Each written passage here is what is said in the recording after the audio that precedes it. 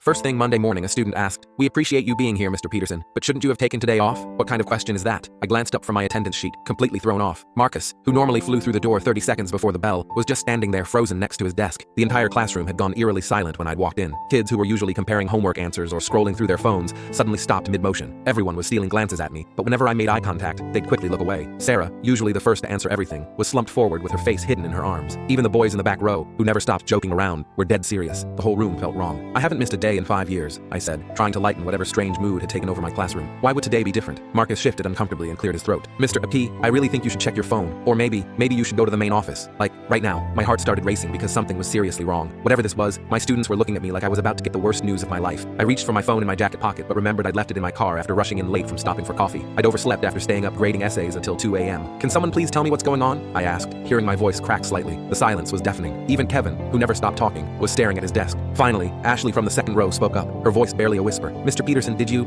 not check the news this morning?" "No, I overslept. I barely made it here on time." My hands were starting to shake now. "What happened?" Ashley exchanged looks with Marcus, who shook his head violently, but she continued anyway. "Maybe you should call someone." "Your family?" "Family. My parents." My mind immediately went to them. Mom's dementia had gotten so much worse over the past year. Dad had been her sole caregiver, refusing help, insisting he could manage. Last week when I visited, Mom didn't recognize me for the entire visit. She called me by my uncle's name, asked when her mother was coming to pick her up. Her mother, who'd been dead for 30 years. Dad had looked so tired, so utterly defeated, aging 10 years in the span of 10 months. I grabbed my keys and headed for the door. "Everyone just start reading chapter 12. I'll be right back." The hallway felt impossibly long as I jogged to the parking lot. My hands fumbled with my phone as I turned it on. The screen lit up with notifications. 17 missed calls from my brother David, 3 from my Aunt Linda, 5 from unknown numbers. Text messages flooded in. The most recent from David just said, "Call me now." I called him back, my fingers trembling so badly I could barely hit his contact. He answered before the first ring finished. "Jesus Christ, where have you been?" His voice was raw, like he'd been screaming or crying or both. "At school." "David, what's happening?" I asked, but he just kept talking. "Get to Mom and Dad's house right now, please." His voice cracked, and suddenly I couldn't breathe. I don't remember the drive. I just remember pulling onto their street and seeing the police cars. 3 of them, lights off, but still parked at angles like they'd arrived in a hurry. Yellow tape across the front door. Neighbors standing in clusters on their lawns. David caught me rushing toward the door. "Don't, they're not. It's a crime scene now." "Crime scene? What happened? Where are they?" "They left at sunrise." Mrs. Chen saw them walking toward Riverside Park. She said Mom was lucid, talking clearly, holding Dad's hand. My knees were buckling. "Where are they now?" "The train tracks. They chose the morning freight. Together." A detective emerged from the house carrying evidence bags. The notes were on the kitchen table. "Your mother wrote hers yesterday during what your father described as her last clear day."